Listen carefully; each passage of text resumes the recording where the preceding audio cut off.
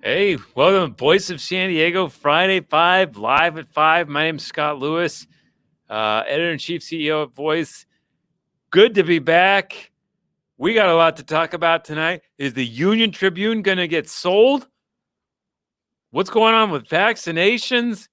And then, of course, the whole state is finally talking about our number one topic over the last 11 months. Let's get into that. Number one,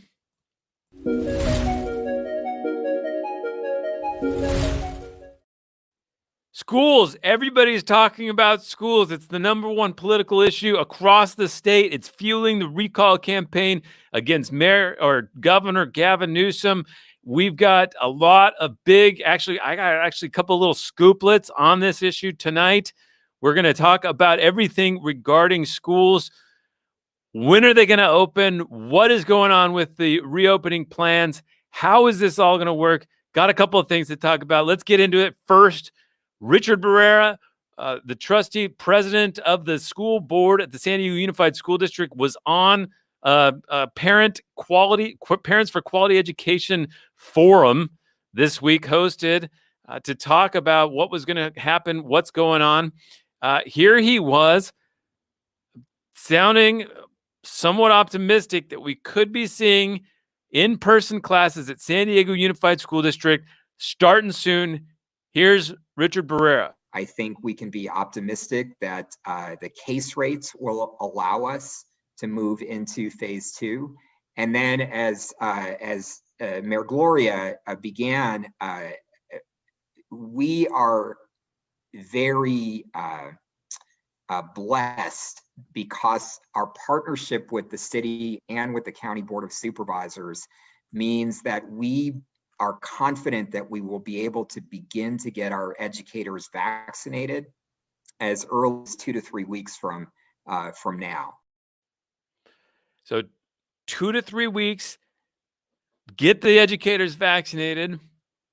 It's unclear if he means that that'd be enough or if he's saying that has to happen. I think we've made clear that he thinks that has to happen before they send students back. The other thing he mentioned was the case rate. This week, San Diego's adjusted case rate per 100,000 people of coronavirus infections was 22 per 100,000 people. That is down from like 60 and then 40 and then 30 and now 22. That means it's now we could open elementary schools across San Diego County, the ones that are closed. Again, there's several that are operating right now, public schools in different districts in the county, but in San Diego Unified, they are not. We could open them now based on what happened with the case rate. It's gone down that much, that fast, down like 35% this week in general, and it's just collapsing. The other thing, though, he mentioned was this vaccine. In 2 to 3 weeks, we might be able to see teachers start to get the vaccine. Now, it's unclear whether he means that would be enough then to go back to school or whether we'd have to wait for them to get the second shot or what exactly he means there. So we've been waiting for some clarity. Now, in San Francisco, the teachers union there offered some clarity. You might remember they said that if the city falls into the red tier, then teachers would go back if they got the shot. If the city falls into the orange tier, the lower one below that, then they would go back even if the shot wasn't totally distributed. And that's the kind of threshold I'd love to see around here. Been wondering if it was going to come. I've got breaking news tonight. We have obtained here at the Friday 5 Live at 5 headquarters a graphic from San Diego Education Association, the San Diego Unified Teachers Union, a graphic from their last monthly meeting where they outlined what they are hoping to see before they go back to in-person education. Check that out. 3 pillars of a safe opening. First one, low case rates in the red tier. Okay, remember the worst tier. The worst tier is the purple tier. We are a week or two away, maybe not quite that much. We are in the purple tier, and we are a few weeks away from moving down to the red tier. We are in the purple tier, the worst tier. It's like a sky is the limit on the purple tier. So what they're saying here is we got to get below 7 per 100,000 cases, or 7 cases per 100,000 people of the coronavirus spreading. We are at 22. So if we get below 7, number 1 is checked. Number 2, safety mitigations, proper ventilation, masks, PPE, hand sanitizing, reducing occupant capacity of rooms. That seems like kind of a big one. Would like to know more about that. And then number 3, vaccines. Now read this one closely. All employees must have the opportunity to complete the full vaccination cycle, first and second doses, and peak immunity. So first dose, 4 weeks later, second dose, peak immunity is like 2 weeks after that. So 6 weeks. So if they start getting the shots in 2 to 3 weeks, 6 weeks on top of that, 8 weeks, we're talking 2 more months. That's mid-April, that's late April, that's beginning of May. Will they send people back for just a month? I don't know. We heard Richard Barrera. What do you think? Are you a teacher? Are you a student? Are you a parent? What do you think about all this? About going back? What do you as a teacher need to see to go back? Does this correspond to your beliefs? San Francisco, bad news out of it today, though. Not great news coming out of it today. Here was a report came out about the San Francisco a middle school principal released a message saying that full reopening of schools in the fall is highly unlikely. Highly unlikely. I need to get the source of this. I forgot to cite that reporter who found that. Glantz, I think was his name. Anyway, a principal at a middle school in San Francisco says highly unlikely that they will open in the fall. San Francisco has always had better containment of the virus than San Diego. So if they are not even planning to go back fully in the fall, we are in trouble, folks.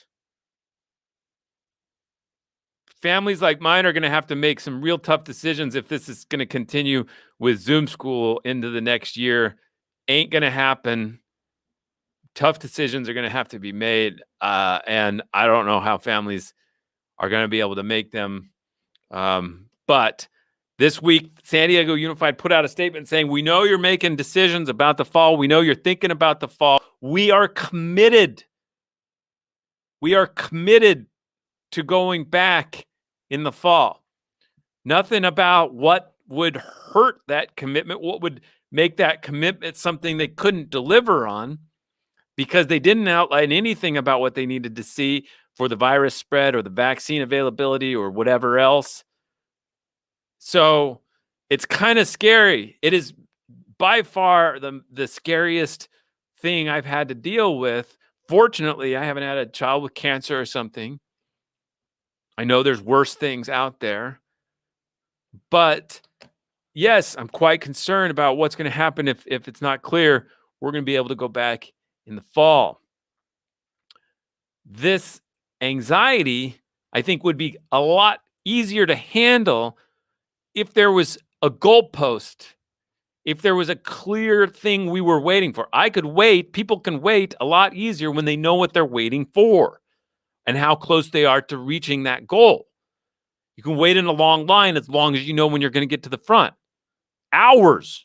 You want to go to the Grateful Dead concert or the Trump rally or where people are comfortable waiting if they know what they're waiting for. That's the hard part about this. Nobody knows what we're waiting for.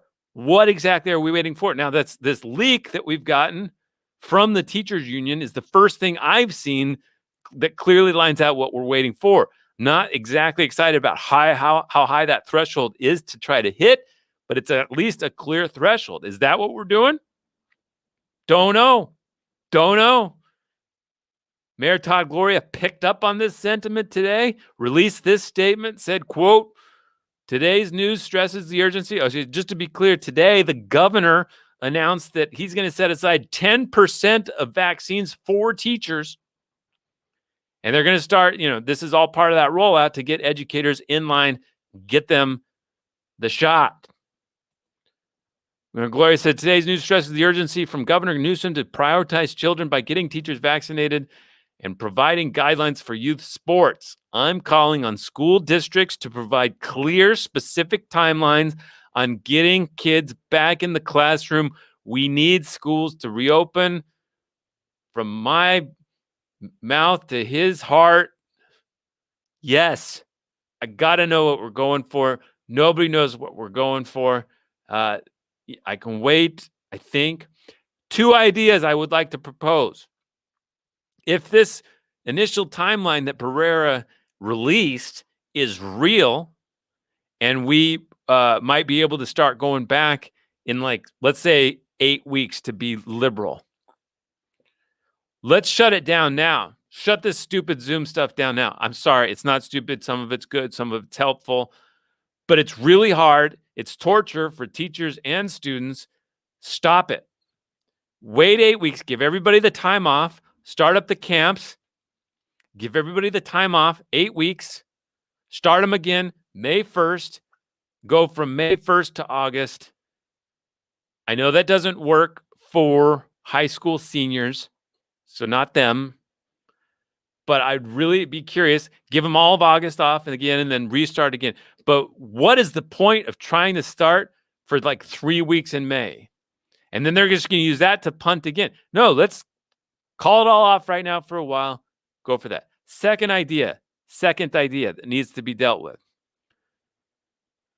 There is talk still that teachers will have to manage both an in-person class and a virtual class of people who don't want to go back to school. Don't do that. Don't do that. Don't do that. Don't do that, maybe. Here's why. That would be hard. I do this kind of stuff and I manage other things, and it's not something you do at the same time. It's hard. Don't do that. Instead, find like 50 really great teachers who do a really great job online. And maybe those 50 are also people who, for whatever reason, don't want to go into a classroom. Set up a studio for them at district headquarters, district headquarters, and they run all of the classes for the first, second, third, fourth, fifth graders across the district, so that, because that's been part of the problem, right? Some teachers are really good at it. Some teachers are not. Like, why not just have the good ones online teaching, do the online teaching? And then the ones that are more comfortable being in person, they can handle that. Broadcast it out from a central facility so that it's consistent across the district. You don't get all the variability about how bad things are at different places. So let me just check something. The back point real quick. The reporter that I cited for that San Francisco situation, Aaron Glantz, NPR. That's thanks to Meg for finding that for me. So broadcast from a central place for the internet education. Don't make teachers do both things. Teachers, if you're out there, I bet you don't want to do those things, those two things at the same time. It's hard, right? All right. That's my take on the schools. Where are you guys at? Should I pause and take any questions? Yes, let's do. I'm a teacher. Yes. I love teachers. I want my kids to be with you. Kids are little disease carriers and always have been.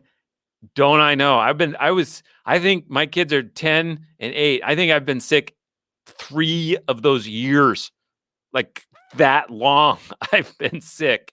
I know how that's part of the issue, right? Teachers know how sick kids get them. And they're like, if there's one bug that's actually going to kill us, then I don't want to do that. I understand the fear here. But if vaccines aren't enough, we're in a real weird situation for the future of public education. Here's Jennifer Jacob. People with children in private schools should not be allowed to be a decision maker on this. I think she's referring to the governor whose kids are in private schools. And so she's saying, now I think the governor's trying to position himself at this point as trying to get the schools open and making it even more clear that he is fighting against people who don't want them within the Democratic coalition. Now, it hasn't gotten quite that nasty yet, but it's getting there. This week, the legislature proposed a bill, a spending bill for the budget that would include some things about how schools should open and what, how much vaccines should be involved. And he didn't like it. He fought against it, and it's going to be kind of a little issue. Bill Ponder, the tail is wagging the dog. The union is telling the board and the public. Teachers union is very powerful, no question. Kids need to do that in school so they learn how to be people. Computers can't do that. Yeah, kids, look, there's a lot going on. Teachers need to be in school. I think this might be a teacher saying we do not want to go back. Hell no. Little discussion in the press about urgency of vaccinating essential sacrificial workers. Well, there was a great story in the UT today about grocery workers finally getting their spot. We need to get people who are out there working, including hopefully teachers, the vaccine. No question. Yes, this is part of what the governor's arguing against. The new bill does comprehend hybrid or not in-person school next year. That's very scary. Santee School District does what Santee's been open. There's schools in Del Mar that have been open. Cajon Valley's been open. There was a thing on KUSI this week saying schools aren't allowed to be open. They're allowed to be open. Some are, some aren't. If you want to get your kids in private school, application deadlines are now. SD San Diego Unified is going to lose students. Yeah, I think you have two choices. Try the private school or move. Private school is not an option for me. So, all right. That's good on schools. Let's go to number 2.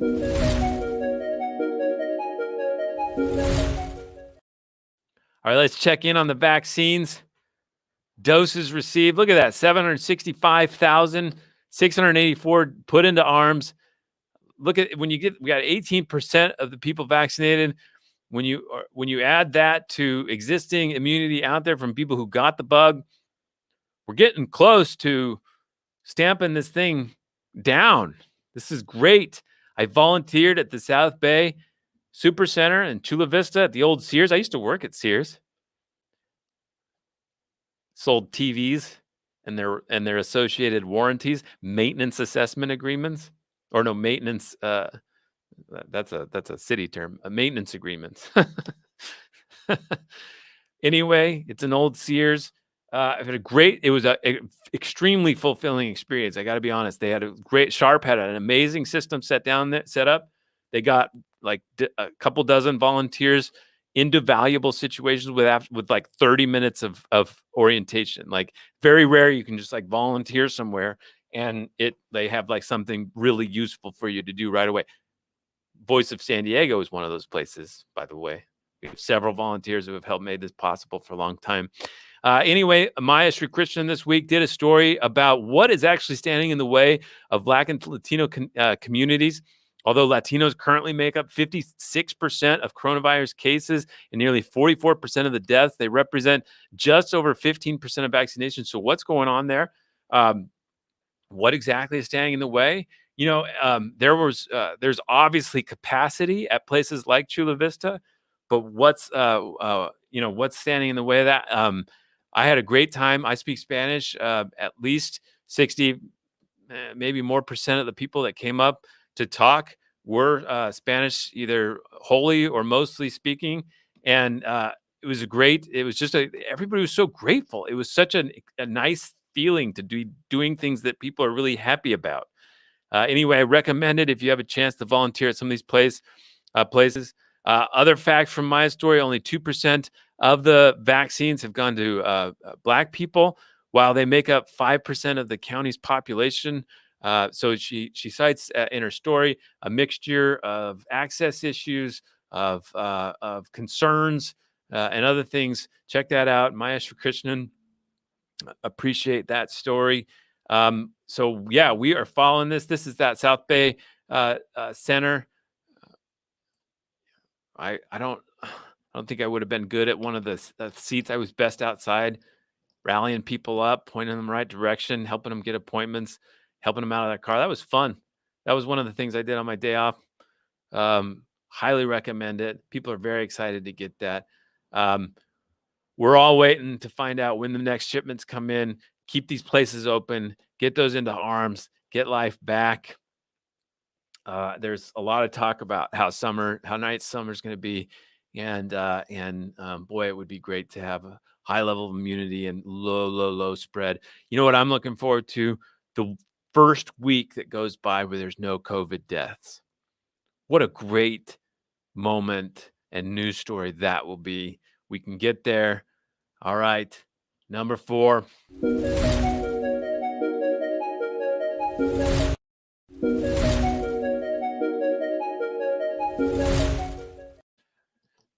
Number 3, actually. Holy moly! The Union Tribune and the LA Times are part of a company called California Times. They are owned by a man named Dr. Patrick Soon-Shin. He is a doctor who's come up with technologies and everything, made a bunch of money, billions of dollars, richest man in Los Angeles. He, remembers, several years ago, purchased the Union Tribune and the LA Times in a huge deal, like $600 million, took on a lot of the debt that the Union Tribune owes to future retirees and current retirees. So this is the kind of thing newspapers across the country have been looking for, a financial savior. And he dumped hundreds of millions of dollars into the LA Times to hire tons of people, move their facility. This was the kind of guy like, okay, great. Somebody's investing in our industry. A lot of us were like, whew, that's good. Today, the Wall Street Journal, though, reports that the Los Angeles Times owner, Patrick Soon-Shin, was seeking an exit after just 3 years. He was trying to sell the company to, among other suitors, Alden Capital, the place well known for not doing right by some of the newspapers it takes over. One of these vulture firms that's squeezing what it can out of these assets. The Chicago Tribune was just purchased. At least there was an agreement to purchase. We'll see if it's approved. The Chicago Tribune and the related newspapers, except for the Baltimore Sun, were purchased by this group. And the Chicago Tribune publisher got up and told the employees, this is going to be really bad. A lot of jobs, a lot of dumb decisions. Get ready. Not sure he'll last in the new regime if that's the attitude he's got. Anyway, this Wall Street Journal rocked local journalism, and it didn't help when, to deny it, Dr. Patrick Soon-Shin put up a tweet and he said this, quote, "The Wall Street Journal article is inaccurate. We are committed to the LA Times. We are committed to the LA Times." Well, remember, the LA Times is trying to get this focus back. The LA Times is part of a company with the Union Tribune. So when he says this, does he mean he just forgot to type the rest? Because there's no period. Maybe he just forgot to add the UT there. But then the Wall Street Journal asked for, or the David Folkenflick from NPR asked Dr. Sun-Shin for response. He said, they said, "Hi, David. Dr. Sun-Shin and his family continue to invest and plan for the future of the Los Angeles Times." Doesn't say UT. So a lot of people, me and people from the UT, were like, "Doc, did you leave us out? Did you forget to add us to your tweet? Because this is kind of a scary thing that has been revealed today, because you were supposed to take care of this company and now you might not." The UT just posted, the LA Times and the UT just posted a story saying,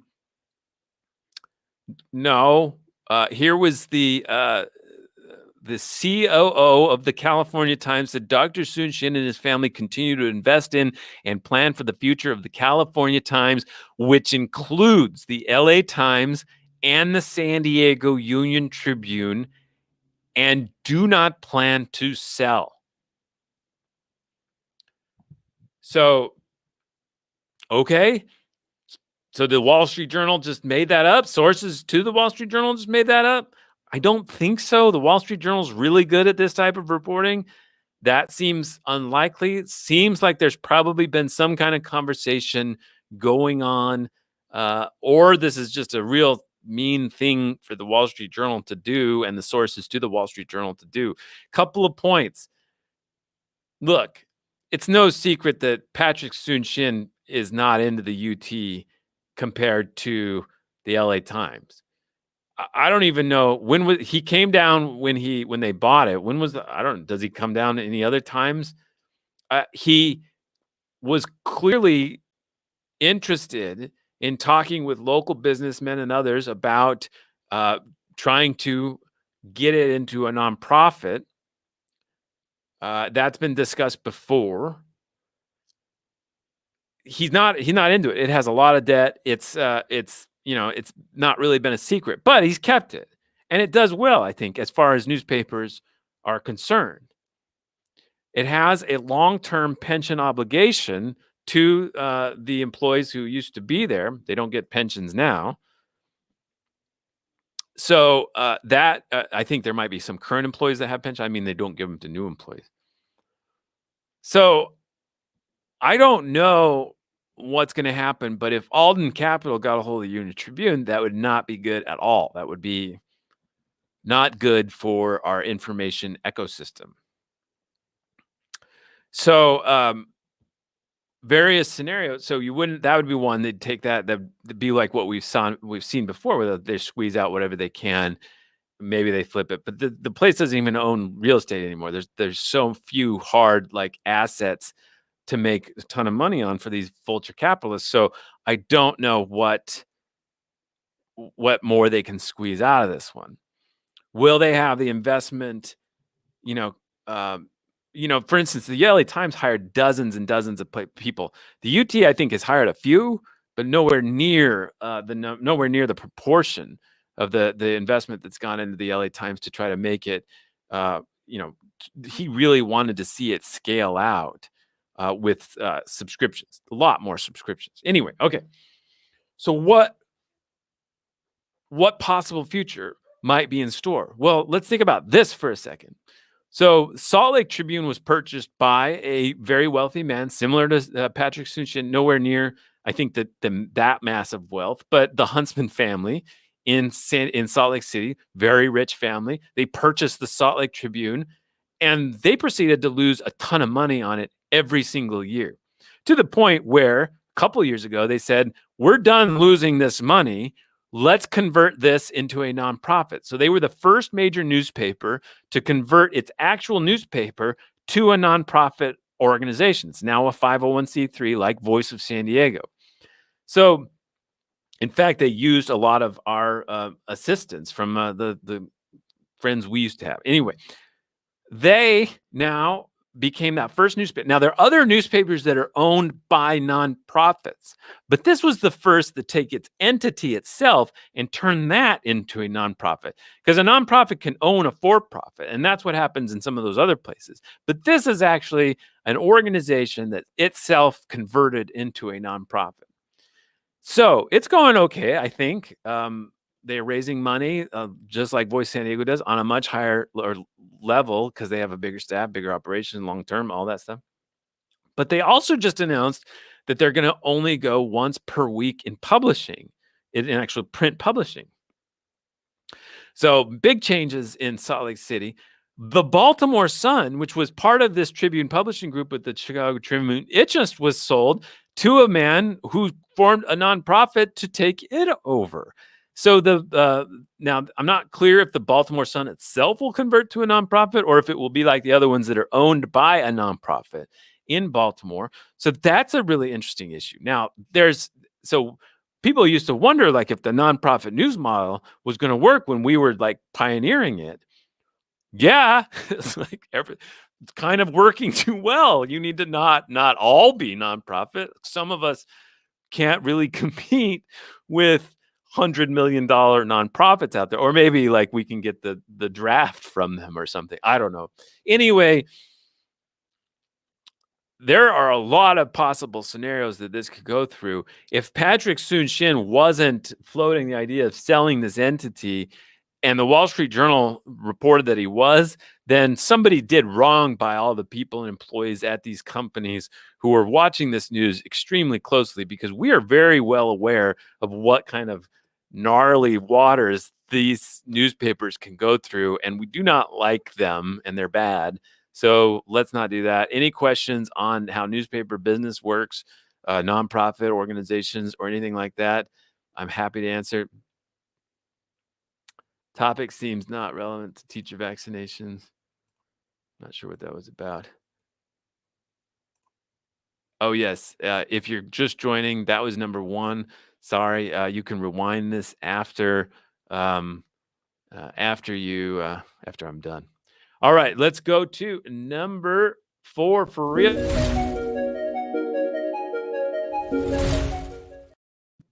We did a story this week about the 5 candidates running to replace Shirley Weber, who is now Secretary of State, who's leaving the 79th Assembly District. The district stretches all the way from Tierra Santa down to South Bay through Lemon Grove, La Mesa, all kinds of places. These 5 candidates got Akilah Weber, Leticia Munguia, Aramik Glass Blake, Marco Contreras, and Shane Parmley. They're all, so Marco is a Republican. The other 4 are Democrats, but they are very much divided along some interesting lines around labor. And so check out Bella Ross's story this week about the 79th. You can see that at voiceofsandiego.org.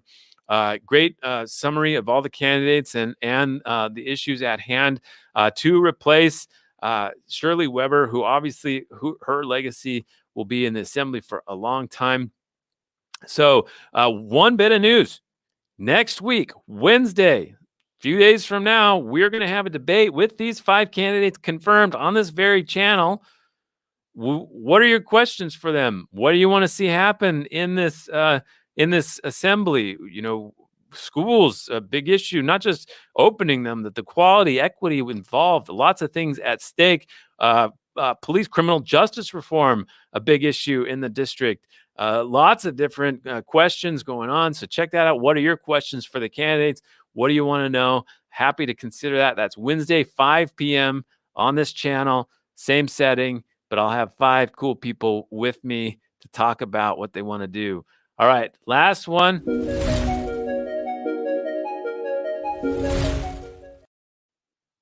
Look at this here. Look at this. This guy, Fernando Tatis Jr., signs a 14-year, $340 million contract with the San Diego Padres. I went to bed every night worried about my kids going to school, worried about, the health and well-being of my family, worried about keeping this organization afloat, making payroll. and then worried about one other thing, that someday the San Diego Padres would trade Fernando Tatis Jr. But look at that. Look what it says. Padres locked down Tatis 14 years. He's going to be a Padre until I'm almost 60. My son will be 24. Fernando Tatis Jr. is here. This is a beautiful man.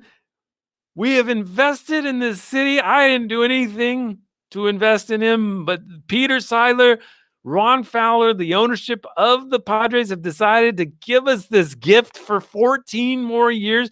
What a beautiful team. We've constructed every possible thing that San Diego Padre fans could hope for, were worried about. Like, oh, we need a third baseman. Let's just get the best one. Oh, we need some more pitchers. Let's just get the best ones out there. 3 of them. How about that? Great. Great. Well, what about this star? What if he wants to be traded? Oh, how about we just sign him for 14 years? Okay, cool. Thank you. It's so beautiful. Get on the bandwagon. You're welcome to join the bandwagon. It only makes it funner. More fun. Excuse me. I'm very passionate about this. It's the only good thing in life. The San Diego Padres, God bless them. God bless Peter Seidler. I don't even believe in God, but bless them. Peter Seidler, Ron Fowler, thank you for for investing in this city and in this life. Thank you. On behalf of San Diego, all you got to do now is win. That's it. Look at this guy. He's on our team for forever. All right. I love you guys. Let's check your comments one last time.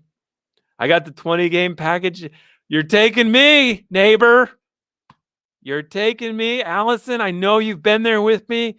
We've watched this.